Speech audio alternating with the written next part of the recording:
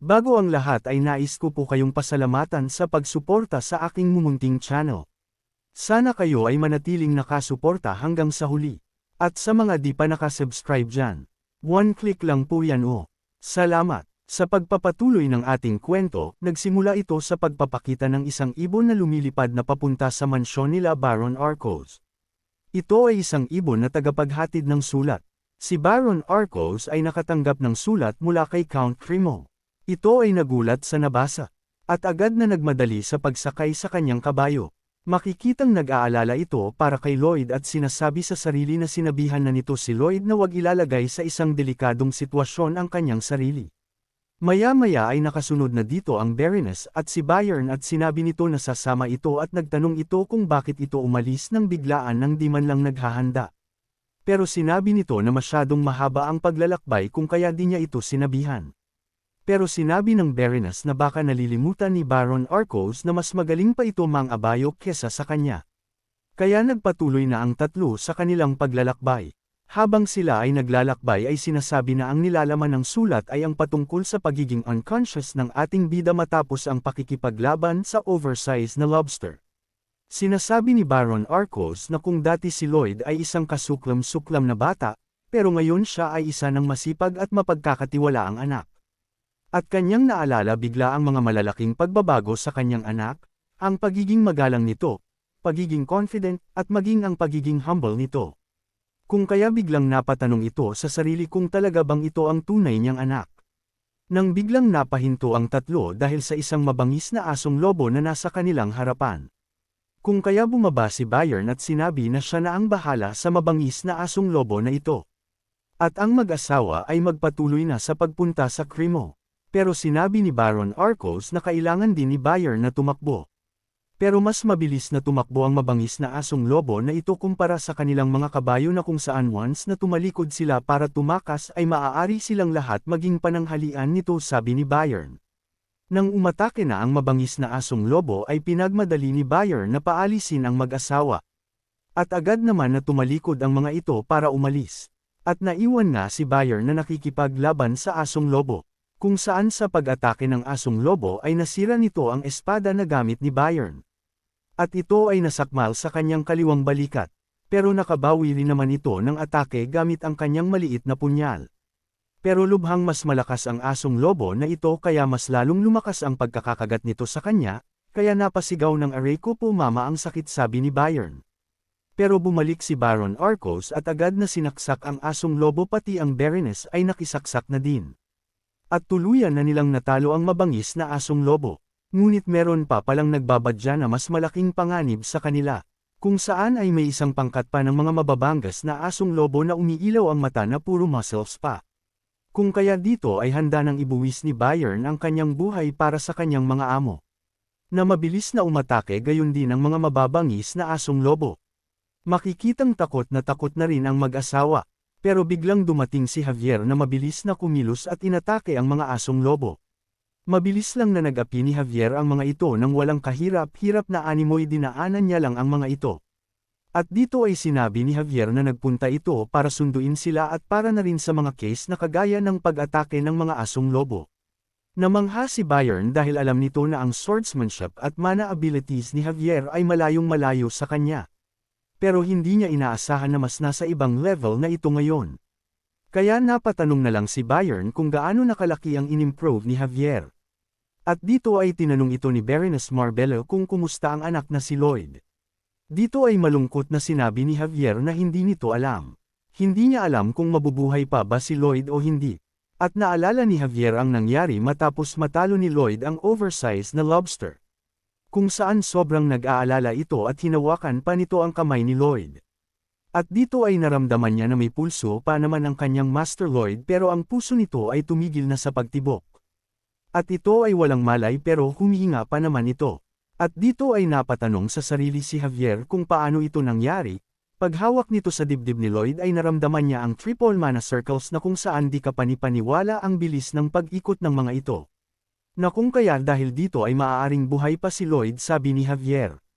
Dahil dito ay nalaman na rin ni Javier kung paano ni Lloyd natalo ang lobster, yun ay dahil sa triple mana blast na ginamit ni Lloyd. Samantala balik sa city ni Count Cremo. Makikitang abala ang mga tao dito sa pag-ayos ng mga nasirang gusali sa kanilang syudad. Habang naglalakad ay sinabi ni Javier na si Lloyd ay nasa mansyon ni Cremo at patuloy na ginagamot ng mga doktor dito. Pero ang kalagayan nito ay walang pagbabago. Dito ay nasabi ni Baron Arcos na grabe ang sinapit ng syudad ng dahil sa oversized na lobster, at di nito lubos maisip na si Lloyd at si Javier lang ang lumaban sa halimaw na ito. Pero dito ay sinabi ni Javier na gamit ang hawak na sandata at sariling lakas ni Lloyd ay nagawa nitong talunin mag-isa ang lobster. Hindi makapaniwala ang mag-asawa sa sinasabi ni Javier. Matapos nito ay may dalawang tao ang nag-uusap na papunta sa mansyon ni Count Cremo na kung saan ay pinag-uusapan nila ang mga nagawa ni Lloyd sa kanila. Kaya napatingin si Baron Arco sa mga ito. Dagdag pa ng mga ito na kahit nagmamadali ito para pumunta at lumaban sa oversized na lobster ay nagawa muna nitong tulungan ang lahat ng madadaanan niya. Maging ang mga ginawang pagtulong ng mga summoned ni Lloyd ay nasaksihan din mismo ng mga tao dito. Kung kaya nang makarating na sila sa harap ng mansyon ni Cremo ay nagulat sila sa sobrang dami ng tao, na kung saan ang lahat ng ito ay naghihintay at nagdadasal sa paggaling ng itinuturing nilang tagapagligtas at bayani. Na kung saan may isang pangit na lalaki naman ang tila sobrang upset at nagsasabi na kung wala na ba sa katinuan ang mga taong nandito. At sinabi nito na kung hindi dahil sa paggawa ni Lloyd ng platform para sa estatwa ay hindi sana mangyayari ang mga ito. At isinisisi nito lahat kay Lloyd. Ngunit dahil sa pinagsasabi nito ay nairita ang mga nakarinig dito kung kaya ayon. Kinulata siya ng mga tao. Samantala patuloy na umiikot ang triple mana circle sa puso ni Lloyd. At may mensahe na lumabas kung saan nakatanggap na naman ito ng reward dahil sa mga nagawa nito sa mga tao. Kasunod nito ay ang pagdilat ng mga mata ng ating bida. Pagbangon nito ay ramdam pa rin ito ang pananakit ng kanyang ulo at naaalala nito ang paggamit nito ng triple core mana blast at tinawag ang sariling syunga sa paggamit nito. Napatanong ito sa sarili kung talaga bang buhay pa ito na sinagot naman ng mensahero na kung patay na ito ay kahit panaginip ay hindi na nito mararanasan. Kaya napatanong ulit ito kung paano iyon nangyari, dahil sa pagkakaalam nito na sumabog ang kanyang puso. Sagot naman ng mensahero ay malalaman niya rin agad iyon. Pero bago yun ay may mga mas importante muna na dapat siyang malaman. Pero maya-maya ay pumasok si Javier sa kwarto, na kung saan ito rin ay gusto makita ni Lloyd para lang tanungin kung kailan sila babayaran sa kanilang construction. Na tila nag-loading pa si Javier. Sabay nakangiting sinabi na mukhang ito daw ay nasa maayos na kalagayan naman. Matapos nito ay agad na pumasok ang mga magulang niya at agad na niyakap si Lloyd, na sobrang natuwa at naibsa na ang kanilang pag-aalala para sa anak. Samantala sa Royal Capital Magenta, ay nagpadala ng sulat si Count Cremo, na kung saan nakasaad sa sulat na tuluyan ng natalo ang oversized na lobster. Kung saan tila naintriga ang taong nakaupo sa trono dahil sa may taong nag-exist sa kanyang kingdom na kayang tumalo sa oversized na lobster. Kung kaya ay ipinag-utos nito na magpadala ng mensahero at imbitahan ang ating mga bida sa kanyang kaharian. Na kung saan sinabi nito na nais niyang mapatunayan kung ang nilalaman ng sulat ni Count Cremo ay totoo. Kaya gusto niya makita mismo ang mga ito. At ang taong nakaupo sa trono ay isang magandang dilag na si Empress Alicia Termina, Magentano. Samantala sa kabilang banda naman ay makikita natin ang ating bida na nakaupo na tila di interesado sa sinasabi ng tagapaghatid ng mensahe sa kanya. Na sinasabi na ang kanyang katapangan, karunungan at pagsasakripisyo ng sarili ay kalat na sa buong lupain. Pero nung sinabi nito na magkakaroon ito ng bonus na 1,500 RP ay biglang sigla ng ating bida. Nagkaroon na rin ito ng mana heart skill. Na kung saan ay maaari na rin itong makapaglagay ng mas malakas at maraming mana sa kanyang mana heart. Dahil dito ay napagtanto ni Lloyd kung bakit ramdam nito na napakarami nitong lakas kahit pagaling ito sa isang buwan na pagkakakoma. Dahil siya ay nagmamay-ari na ng mana heart. Dagdag pa ng mensahero na ang mana heart ng ating bida ay nabuo pero hindi sa regular na training kundi dahil sa impact ng mana blast na ginawa nito kung saan dahil dito ay meron itong unique capabilities.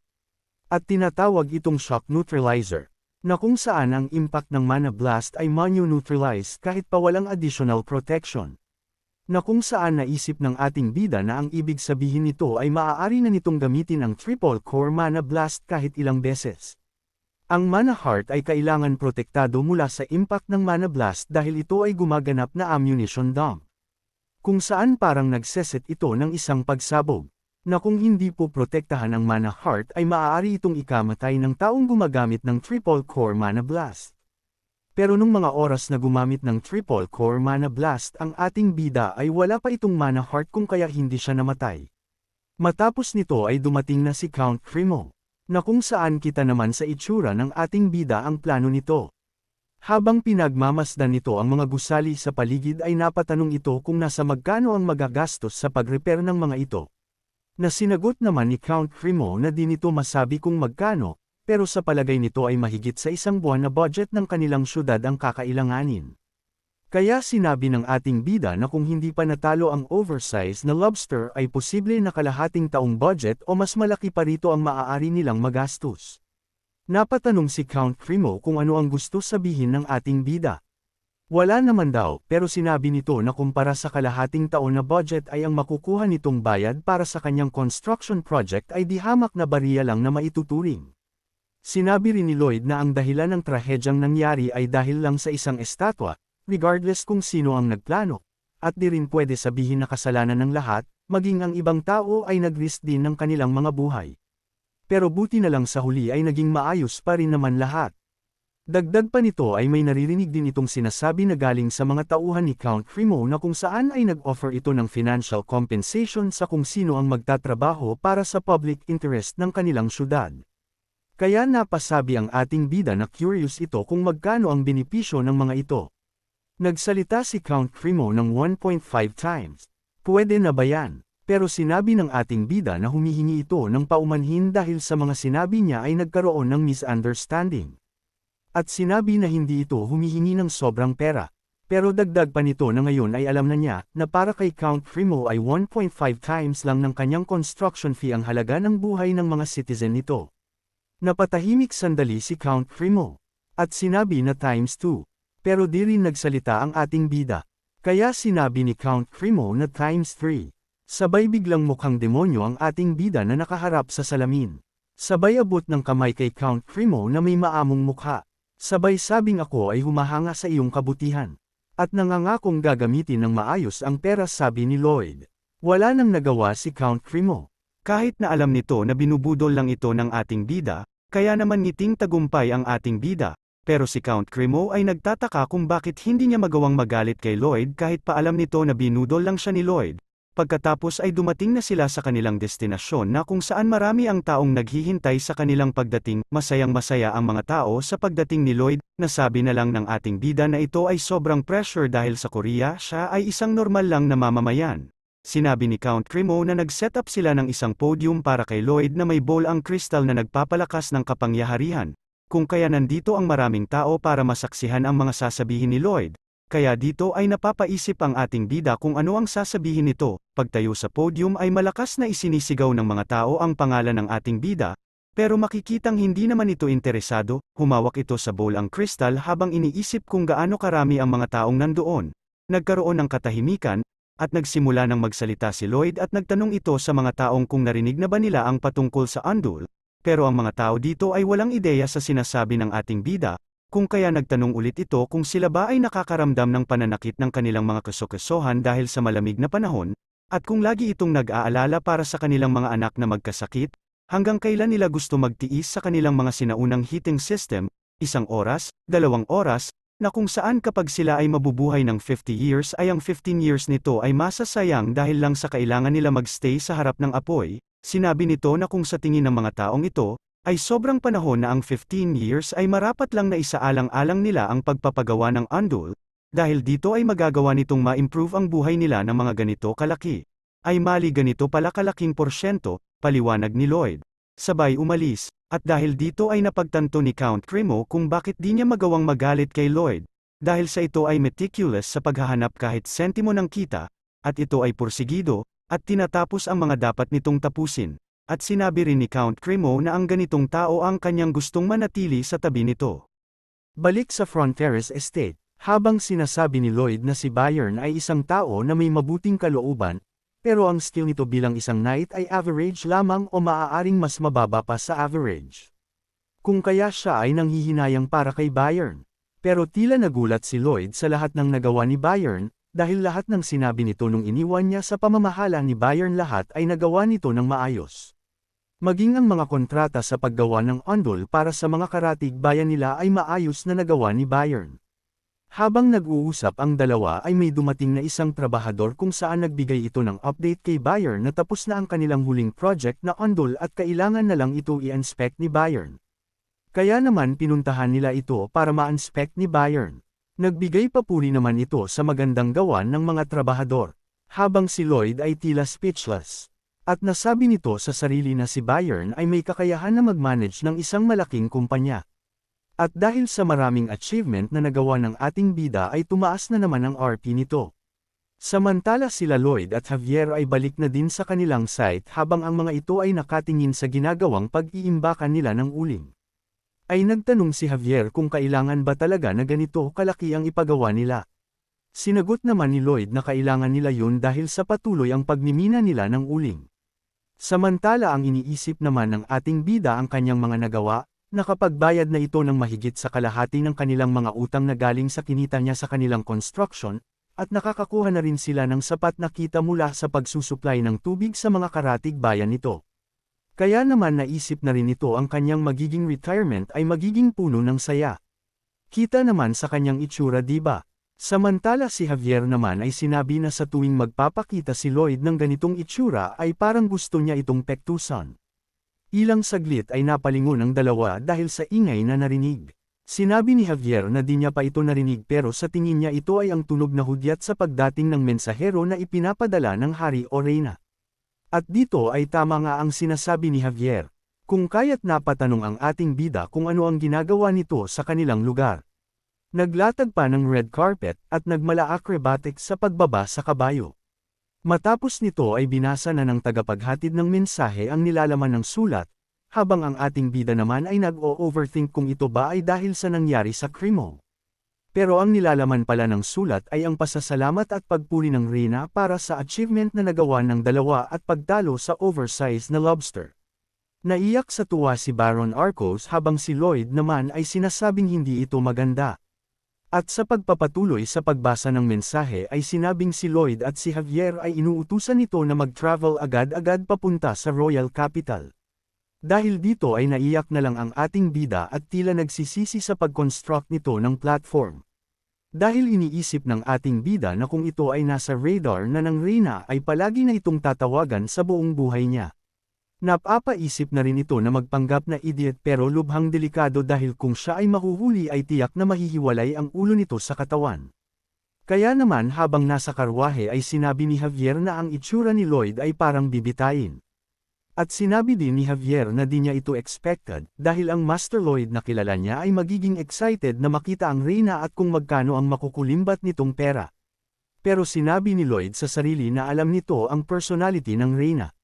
Pero ganun pa man ay tama din naman si Javier na kailangan nilang samantalahin ang pagkakataong ito. At pilitin na makuha ang dapat makuha hanggang sa meron makukuha. Pagdating sa Royal Palace ay nagbigay galang ang ating mga bida.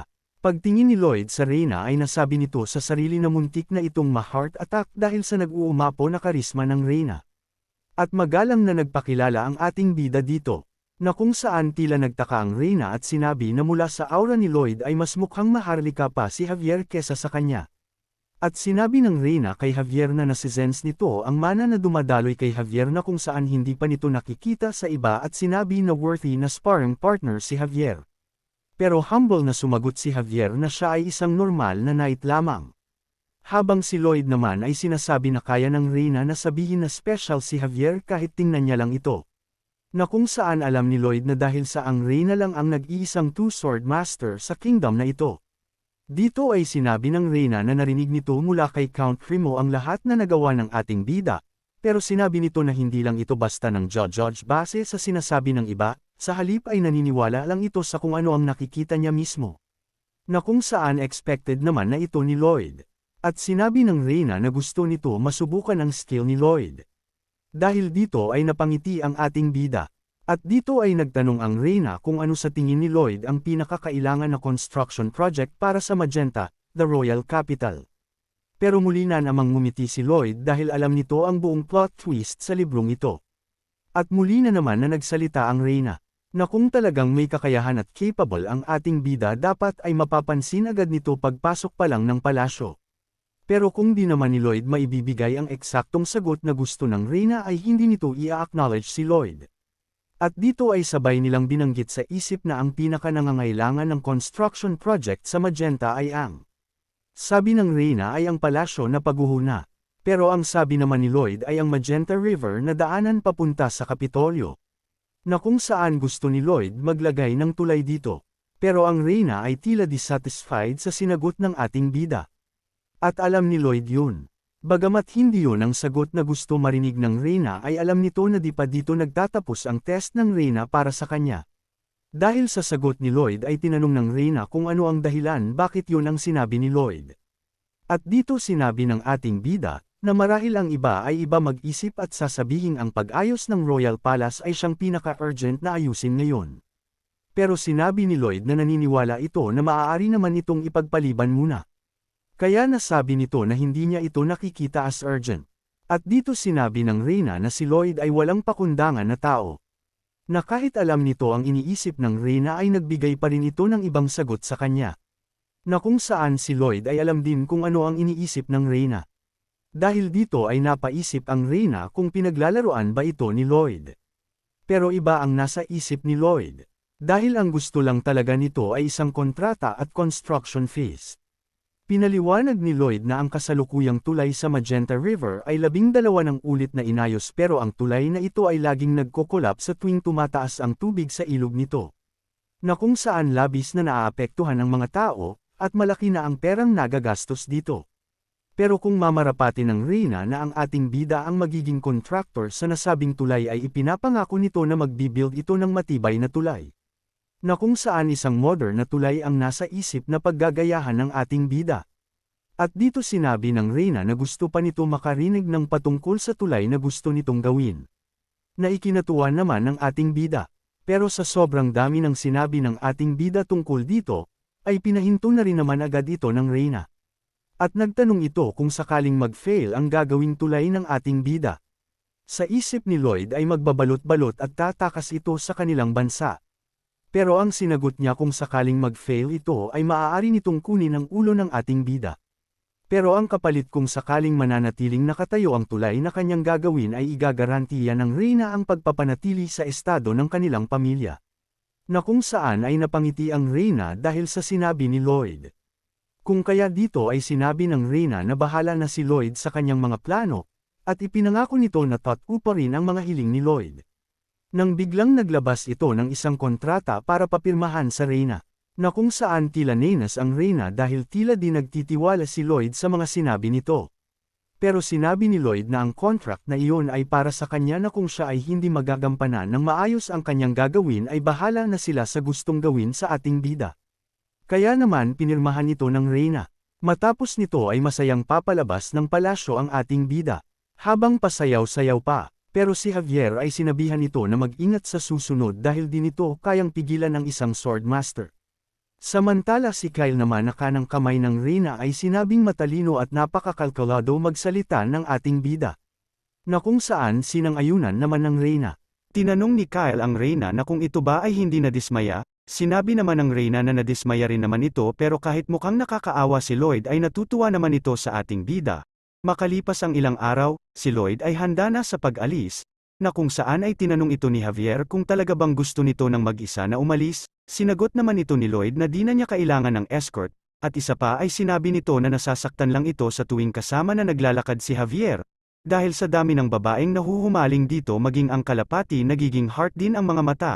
Kung kaya sinabi na lang ni Javier kay Lloyd na ikumusta na lang ito sa kanyang master Julian, si Julian Frontera ay ang nakababatang kapatid ni Lloyd na nag-aaral sa Royal Academy, habang papaalis ay inaalala ng ating bida kung ano ang nangyari kay Julian sa libro.